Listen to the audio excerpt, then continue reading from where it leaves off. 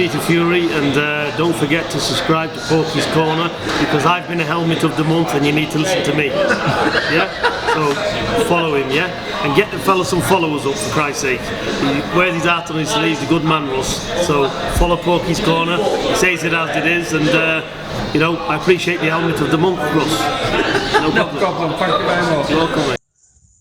Just to let you know, Dave Caldwell, that these allegations are not going to go away. This is just the beginning. So I think you need to come out and do an interview. I mean, any other time we can't get you off IFL, Behind the Gloves, Seconds Out, Boxing Social, Fight Hype. We can't get you off YouTube. So you need to come out and answer these allegations. You're more than welcome to come on Porky's Corner. You can do it by Zoom. You don't have to do it in your gym. You can do it by Zoom, and I'll ask you these questions from these lads. All right? And then once you've answered them, then I'm going to play a card that I've got up my sleeve and put this to bed. All right? So come out, wherever you are. Come on. Rocky don't fancy it today in this snow, Mick. Come on. Come on. Come on! Come here! He don't fancy it, he wants to go back to the car. Look, he's trying to get in car, bless him. What I want to talk about now, chaps, is the British title. You're two-time British champion at Super Feather, that's correct, isn't it? Yeah. People say to me you won it outright, but the board don't seem to agree on that, but the statistics say that you won it outright and you should have a belt. Can you explain to me what happened there? You want me to take that, Gary? Yeah. Yeah, so obviously the bone of contention, as I've mentioned previously, was Robert Smith from the British Boxing Board of Control, of which I am a licence holder currently. He disputed that Gary's title defence against Carl Johansson was a mandatory defence. And the reason for that, he says there was no paperwork to substantiate that. And my viewpoint has not changed on this. Have you got the paperwork to prove it? The paperwork would be sat with the Board of Control. What we have is we've got several things. As you know, I've listed this before on Porky's Corner. But ultimately, we were told that Johansson was a mandatory challenger. Carl Johansson was supposed to fight Anthony Crawley in a final eliminator for the super featherweight title, for Gary's title.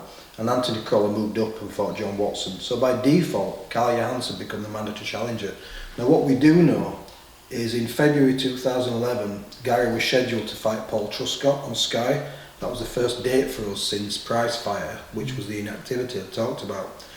And Carl Johansson's team and Kelly Maloney went to the Board of Control and complained and said, Carl Johansson's a mandatory challenger. You need to stop the Sykes and Truscott fight, and you need to make the Sykes and Johansson fight.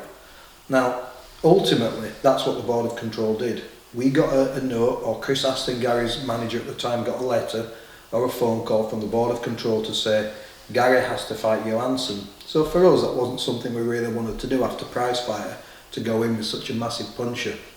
But that was the deal. So whilst Kelly Maloney was Gary's promoter, he was Carl Johansson's manager, and obviously that was his responsibility for the fighter he managed.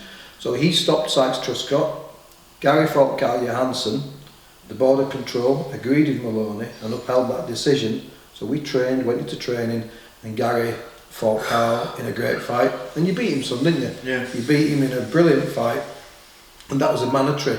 So we believe Gary had won the mandatory, and all the other requirements for the board, once Gary won his belt back against John Case, were met. So the rules with the Board of Control are really, really clear. 4 successful British title fights at that same weight division. They don't have to be in order, they can be splintered. As long as you have 4 successful British title fights for a British title, and one of them is a mandatory defence, then that's the rules, that you win the belt outright. So we know that Gary won the belt outright. All the reporters and everything else believe that to be so. The internet were commenting on the fight, saying it was a mandatory defence. It's on Wikipedia. If you go on Wikipedia, Carl Johansson is down. Boxrec. It's Boxrec. It's on absolutely Got everywhere. websites and everything, boxingscene.com and that one. Exactly. But what's happened now, Russell, thanks to you and thanks to your channel, because not only have you got a good audience, but you've got the right audience and the right people watching it, is a lot of people have come forward now, Robert Smith from the Boxing Board of Control. A lot of people have come forward and said, I know that was a mandatory and I'm prepared to make a statement as such. Now what we want to do is we don't want to make a big fuss, do we? We don't want to go down alternative courses of action, which I'm prepared to do, by the way, and I can fund that, no issue. But what we want to do... You can.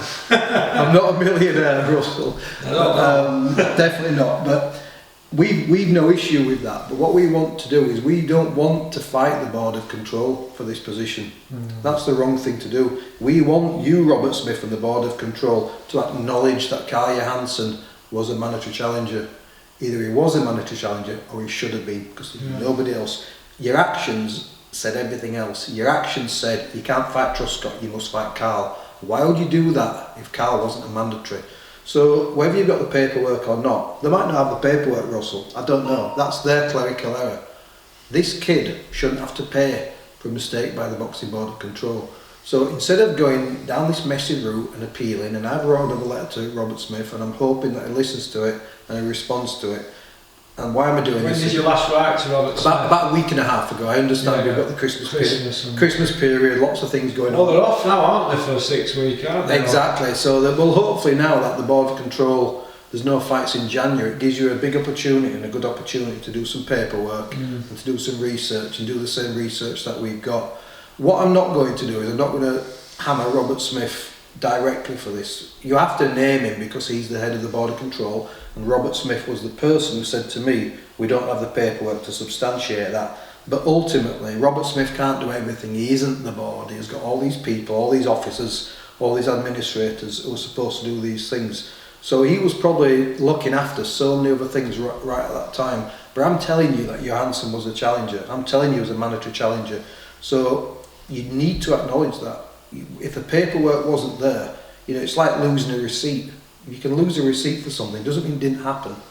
Yeah. We know that Johansson was a mandatory challenger, and he was also the best out there at super featherweight after Gary. Nobody wanted to fight Carl. You know, Crawler moved up to lightweight. He didn't want to fight Carl. It was too much of a risky fight for him.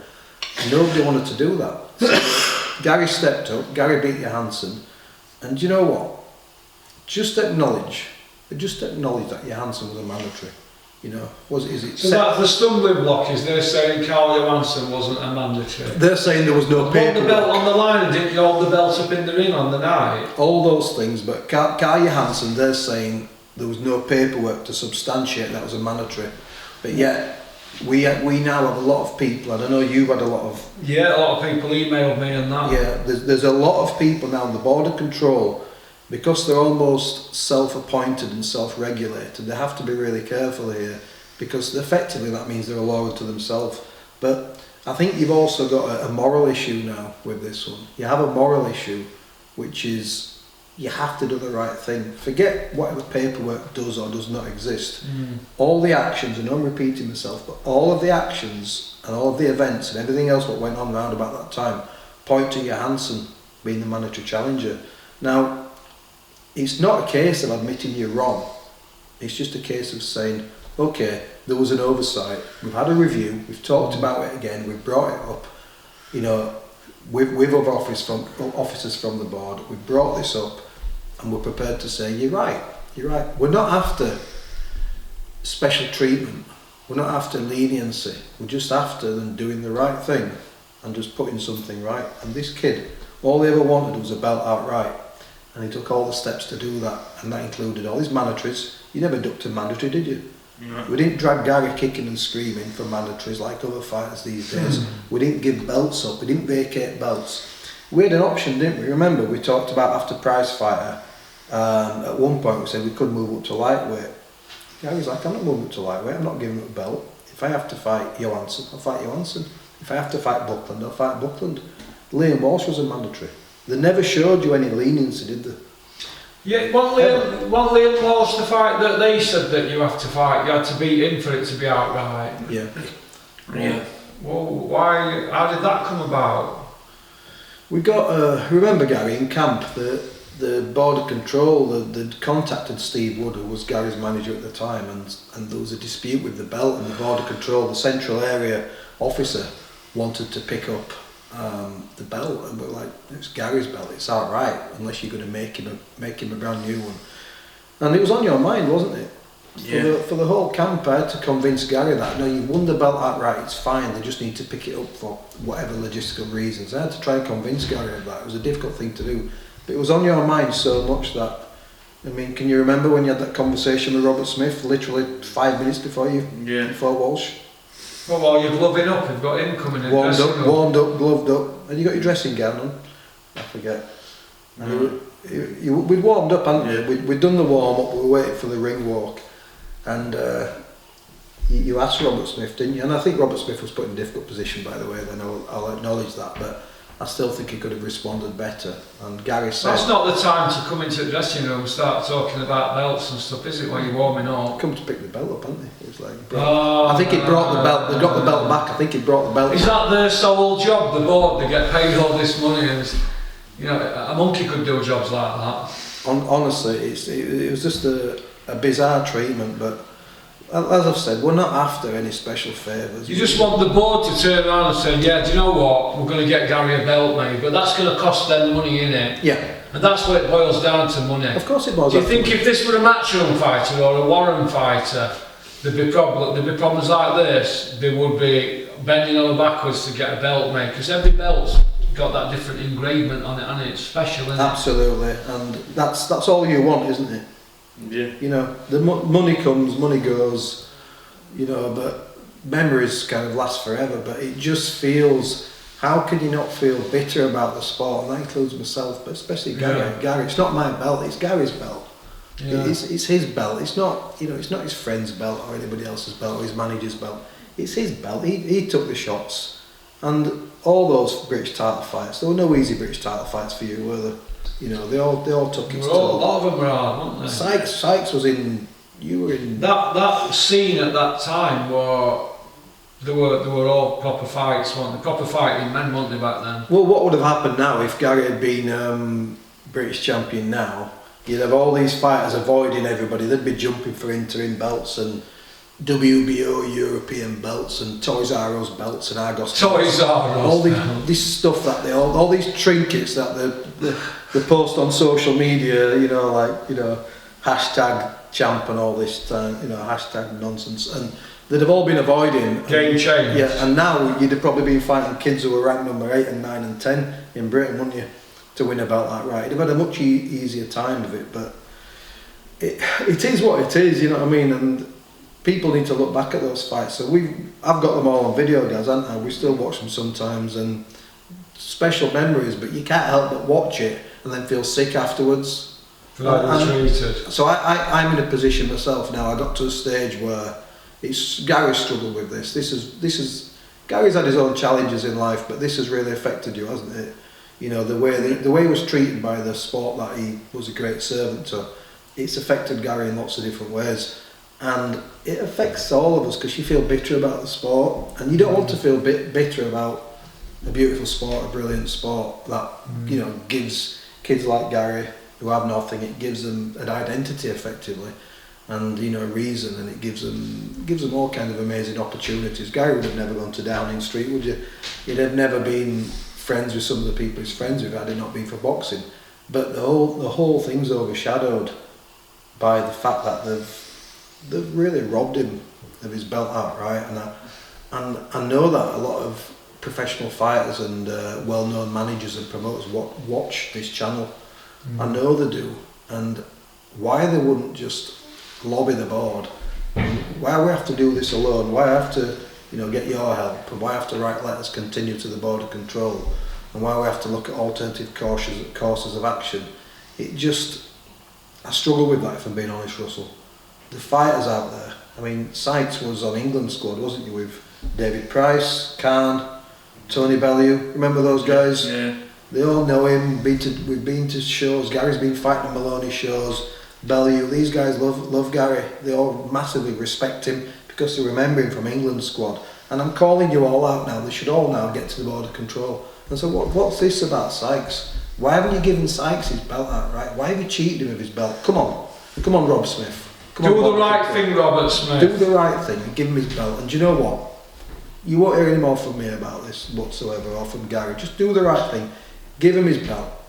They've got lawyers on tap, haven't they? Some of the people on board are Queen's Counsel, aren't they? Yeah. So they can just fire a let off any time they want. It doesn't cost them no. It's an old boys club, a Freemasons practically in it. This is why they're hard to take on. But I do know promoters that have took them on. I mean, for example, when I was with Dennis, I got Dennis into trouble for making apparently an illegal approach to Gavin McDonnell to fight Josh Whale, which weren't true. I interviewed Dennis, and Dennis brought up a text message on his phone of Gavin McDonnell saying, "Dennis, have you got any featherweights I can beat up?" And this is 3 days after we signed Josh Whale. Okay. And Dennis says, "Yeah, we've got Josh Whale, we can make that fight anytime you want." So me, like a prat, I direct messaged Gary, said, "Why don't you fight Josh and get at it?" Tough kid, Josh. Instead of chatting, because you and Josh Whale have got unfinished business, and somebody, naming no names, reported me to the board, and they suspended Dennis's licence, and he had a show coming up. But he never had a go at me, Dennis. He just said, "Leave it to me." I've been reported to the board a couple of times. People love reporting you to the board, don't they? Yeah. What Dennis did, he got his lawyer on job, and his lawyer sorted it out. They said, "If you don't, you've got to come to some hotel in Bradford on a Sunday morning for a board meeting or something." Dennis didn't go. I rung him the night before. So Dennis, "Are you going in the morning?" So I felt awful about it, and Dennis went, "No, I'm not going. I'm out." You know what I mean? I won't be getting up in the morning to go to Bradford. Have a lash. Yeah. And that was that. And basically, Dennis's lawyer just said, we can't penalise me for something Russell said, because I'm not a licensed holder. You're not a licensed holder, so there's no direct affiliation ultimately. Exactly. So whoever grasped me to the board, and I know it were, it backfired on them, and Dennis's show went ahead a few weeks later. But this is what you're up against in the sport of boxing. People will try and take your legs off without doing it in the ring. They'll do it outside of the ring. They'll give other people bullets to fire.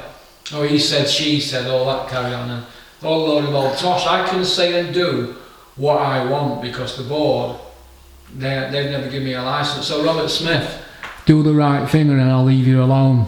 Yeah, absolutely. That's all we want. We're not asking you to again show leniency or favour or change your rules. Do the right Give Gary thing. Sykes his Give belt. Gary Sykes his belt. Spilt blood and guts for that belt. He's a fallen soldier, man. Give him his belt. Give him his belt. That's all he wants. You show his kids then your belt, can't you, Gary? Yeah.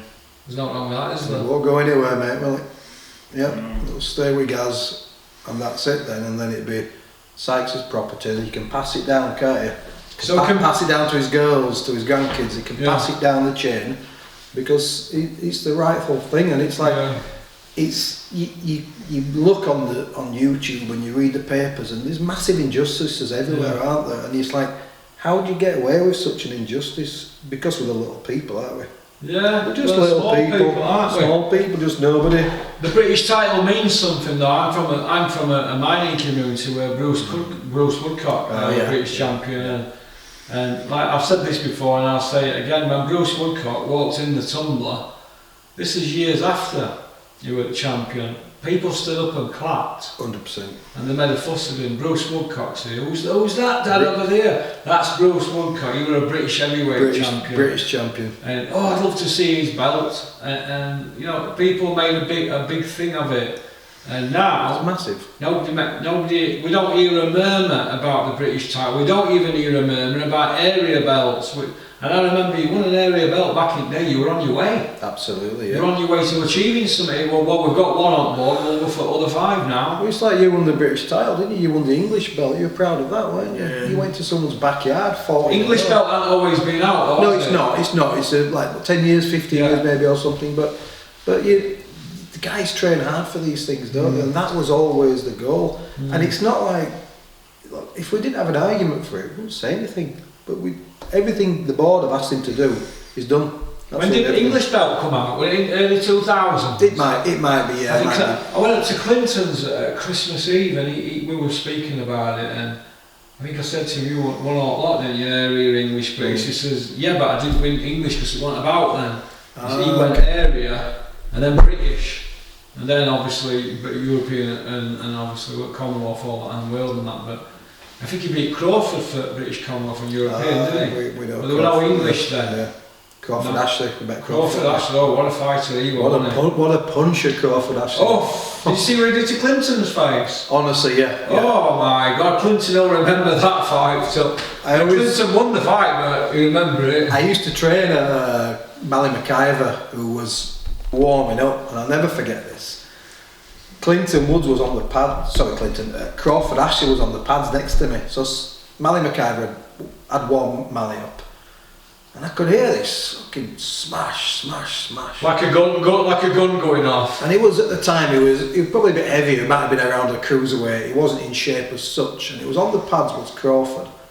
And I could just hear this noise and it fucking frightened me to death. I just thought... Were your guy going in against him? No. You did. Mally was only lightweight. I was watching warming up and I'm going, fucking hell, just... Yeah. You wouldn't want to be on the end of one of Crawford's right hands or left hooks, he really... He sparred Peter Fury, you know. Didn't know that. Yeah, Peter only had one fight, didn't he? Yeah, I know he had very limited. But Peter tells me a story that when he sparred Crawford, I said, what was that like? He said, oh God, he could punch. He could He said he could whack. Yeah. He could, it was just so deliberate and so precise as well. And he was a good boxer. And he was robbed, wasn't he, against Virgil Hill, wasn't he, on a Don King show? It happens, doesn't it? Again, he went in with Michael Nunn, didn't he, when he was pound for pound, didn't he? They boiled him down to 12 stone, Crawford, didn't they? I mean, it was a light heavyweight, it was a big light heavyweight. And they boiled him down to 12 stone, it was like that. But you do it for that, but I don't think he got that much money, did he? No, I'm not sure if it was 17 grand or so. I think he told me when he fought Michael Nunn, it went no after everybody had the bit, aren't they? Like, just like Gary was going to get for fighting Broner. Can you imagine one of like Matchroom's fighters taking on a Premier World Champion and getting that kind of peanuts like that? It just wouldn't happen. Well, Gavin Rees did, didn't he? He fought him, didn't he, and got buttons, didn't he? Yeah, but Rees was another one, wasn't he? He was largely overlooked, wasn't he?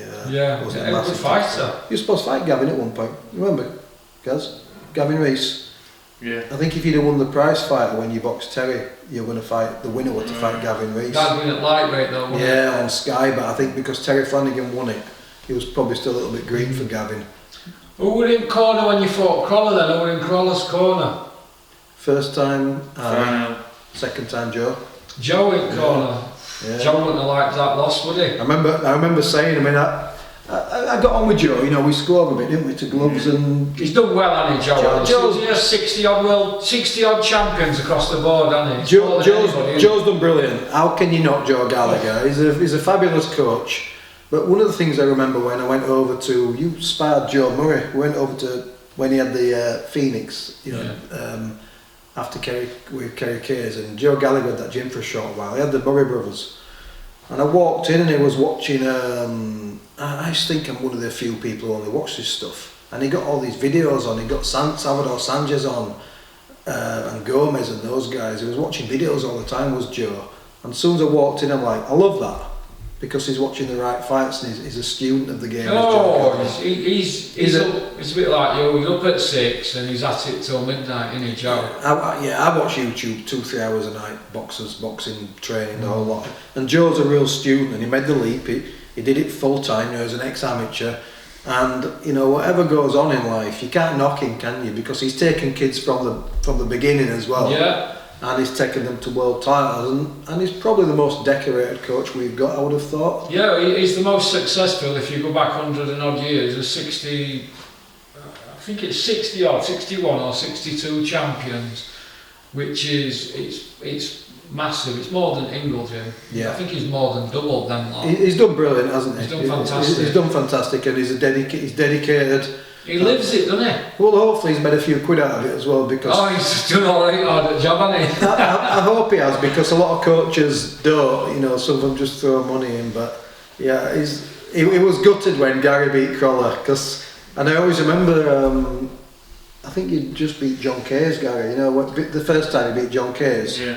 and Crawler was doing the BT Sports or Box Station, wherever it was.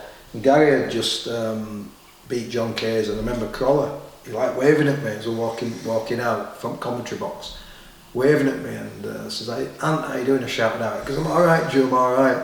And I went like that to him, to Crawler. I don't know if you can remember it. And he looked at me, and he twigged. I was saying third fight with Sykes, and Crawler just went, "Fuck off," like that to me. He says, "Fuck off," and he just... Styles make fights, don't they? Sometimes somebody's just got your number, haven't they? Yeah, but Crawler was a tough... He was as hard... You sparred him, remember you sparred him? Sparred him at Arnie Farnell's, then you sparred him at Chris Aston's. That was before they fought for the first time. And I remember both times you and Crawler sparred. Fucking, it were hard. Hard spars. It were hard spars, weren't they? And he were fit with Crawler, and he were dedicated. And you always liked him, didn't you? You always got on with him, and there's no one in boxing who has a bad word to say about him. Who Crawler? No. Yeah, no one has got a bad word to say about him. He's just a nice kid, isn't he? Yeah, and there were people who... Joe Gallagher's not everybody's cup of tea, but there's a lot of jealousy, isn't there? There's a lot of jealousy where Joe's concerned. When I first went over to Joe's, I thought I better get Carl West pulled apart side. I goes, whose is that Porsche 4-wheel drive outside? Joe goes, "Oh, that's mine." I was having a wrong game here, Joe. Good for him, mate. Good for Joe. Good for Joe, listen, he's done well, but when you go into work, Monday, I think Joe has weekends off, I think he has Sunday off, and there's always shows on Saturday, but when you're up in the morning at 6, and then you're getting in at 10, and then you're on phone while 12. Oh, you got to live it and breathe you're it. doing your emails, then you're back up at 6. He doesn't have much of a family life, does he? So it's nice to have nice things, isn't You it? pay the price, mate, won't you? So Oh, yeah. you pay the price in your personal life. Yeah. There were a few years ago I was watching Joe Gallagher, and I thought he looked knackered. A few years ago, 3 or 4 years ago, he looked really tired and that, and not haggard, but he just looked worn out with it. You know, cameras. Batters you, doesn't it? And He had got IFL in his face all the time in his gym and in fights and that. non-stop. And Joe would always stand up to the authorities as well, didn't he? He'd just tell them what he fucking thought of them, and he'd always defend his fighter. He's done well against anybody. Hey, listen, look what he's done for them Smiths. He's done well for them. Yeah, They're all set up for life, aren't they? Yeah, they've all had world title fights, multiple world title fights. Paul Smith has been in with DeGale, Groves, Zuga, Andre Ward. It doesn't matter if you beat them or not. He's been in with those guys. Yeah, he's been in with them, been paid. They've all got. They all. The other one got Canelo fight. He got that. He won that tournament, didn't he? Got millions. He's set up for life. Yeah, so the Muhammad Ali tournament. Yeah. he did well for Crawler because people wrote him off, didn't they, years ago? Crawler. Yeah, after Gary beat him twice. Yeah. After Derry Matthews stopped Crawler. They said they were done, didn't they? Who would have thought Crawler would have gone on to Do what he did. I mean, especially after the attack that he had, didn't he? He got that attack and he was in hospital. That was horrendous, was that? And who would have thought that someone like Crawler would have gone on then to win a world title? It shows, doesn't it? Sometimes it's about the commitment and the dedication. It's not always about that talent, because if you had a conversation with Ant on the side, he'd probably tell you that Sykes was a bit more talented than him. Yeah. Ant was a real dedicated fighter. Oh, and it's a bit like, you get fighters, don't you? Some of them are not as slick and dedicated as others. So what they do, what they are good at, they specialise in it, like the fitness and the toughness. And some guys are just straight 1-2 merchants, aren't they? Absolutely, just do the same thing all the way of time, but they get it off to a T, don't they? Yeah. Not everybody can be Pernell Whitaker like Gary. Exactly. And so I like Sykes with his 1,000 punches a fight. Yeah, which is that fight that did you ever share a record for most punches thrown every round for the full fight? You and this other guy, you throw 100 and odd punches each. What is? Who? Andy Morris. You did just shot 1,200 punches and he did say he did similar. There was like 2,500. 2,400 and odd punches thrown in. Insane, that, isn't it? And that was a great fight, wasn't it? And people talk about Ward Gatti. Yeah, Ward Gatti had 2 or 3 great rounds. Sykes and Morris you got shortlisted, didn't you, for the fight of the year by Border Control? It was a great fight to watch. You just want a great fight to be in, or a great fight to beat corner for. It were massively stressful. And Andy Morris was a good He was a good boxer, wasn't he? Yeah. Beautiful boxer, and he'd have, you know, like you talked about that era, he'd have been able to compete in this era and be successful. Oh, Andy Norris, good fighter. really good fighter. You boxed some good kids, didn't you? And you sparred. I mean, God, you think about all the kids you sparred. So, Who's best kids you've been in with all together, would you say, as a pro, Gary? Probably Campbell. Luke Campbell. Yeah. yeah, I'd agree with that one. Liam Smith, no, Liam Walsh were. Liam Walsh was a good one. He is a good fighter. Anyway. Flanagan. Strong. Flanagan's good, yeah. Yeah. Collar. Yeah, Crawler. Yeah, he's been in good well. Got Johansson. Yeah. He's a big puncher, isn't he, Johansson? Yeah. Okay then. Well, listen, it's been a pleasure to come and see you. Thanks for inviting me into your home, Julian. Anytime, you're I welcome. won't forget anytime, that. And it's been great to meet you, Gary. Sound. All right. And thank you for covering this. And No problem. we really- Unless all we the really Robert Smith appreciate is the it. right thing. Yeah. All right, chaps. Well, listen. All the best Thanks, for the Russell. future. Cheers, mate.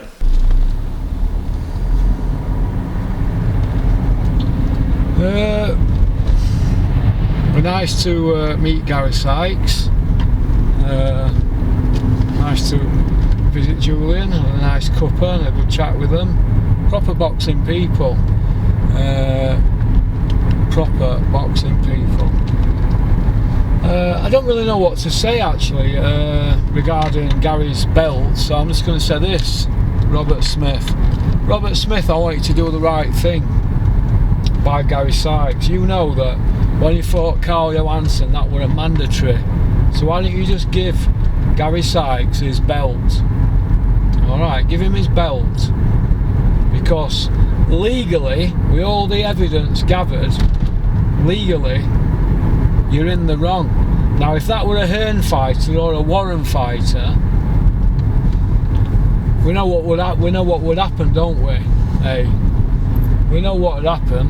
They'd have the belt given them, wouldn't they? I'm 62. So do the right thing, and you know it's not it's no to you lot, innit?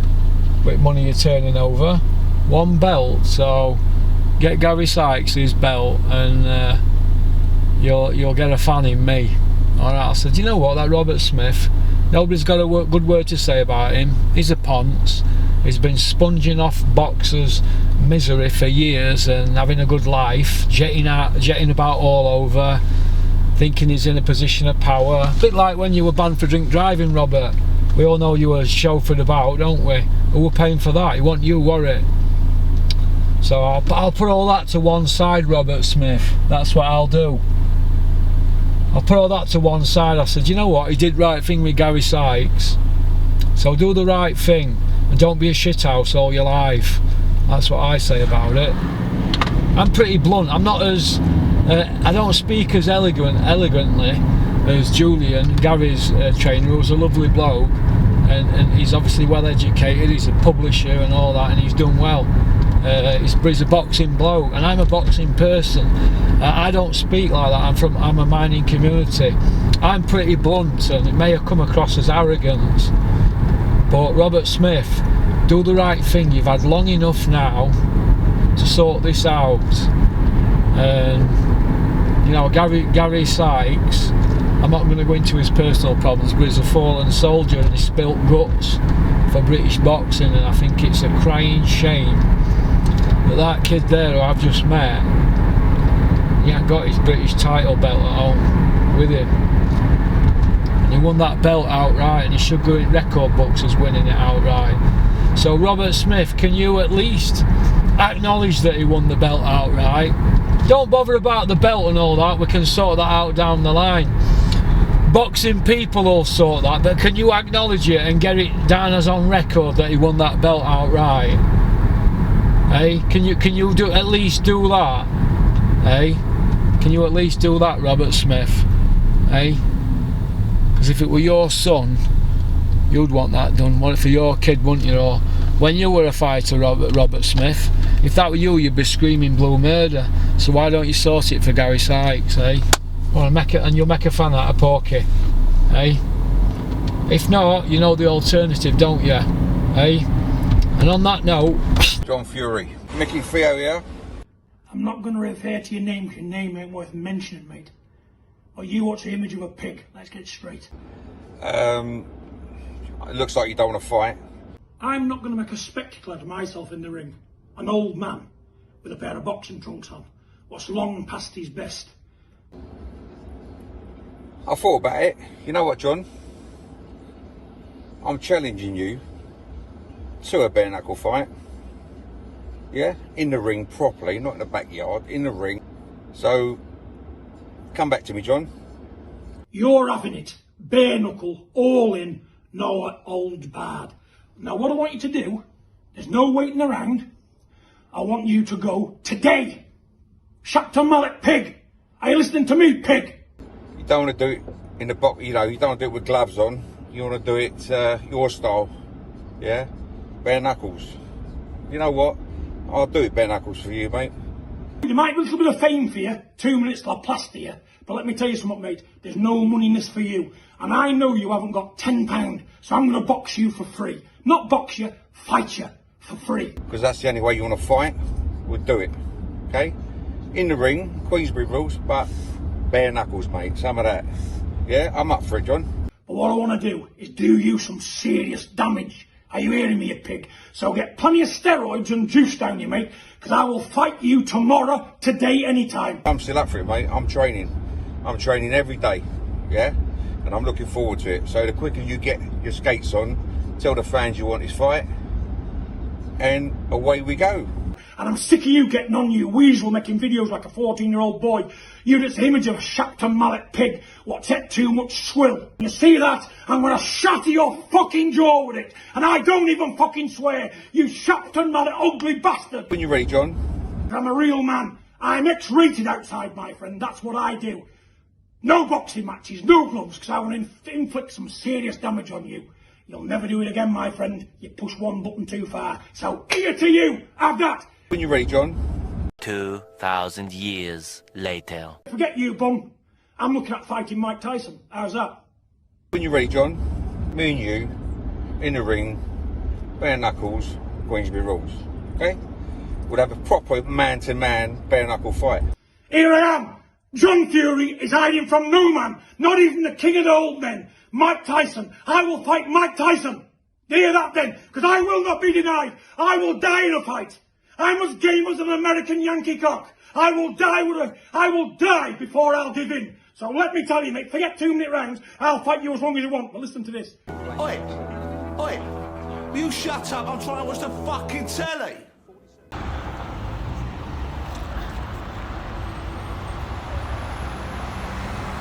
Oops.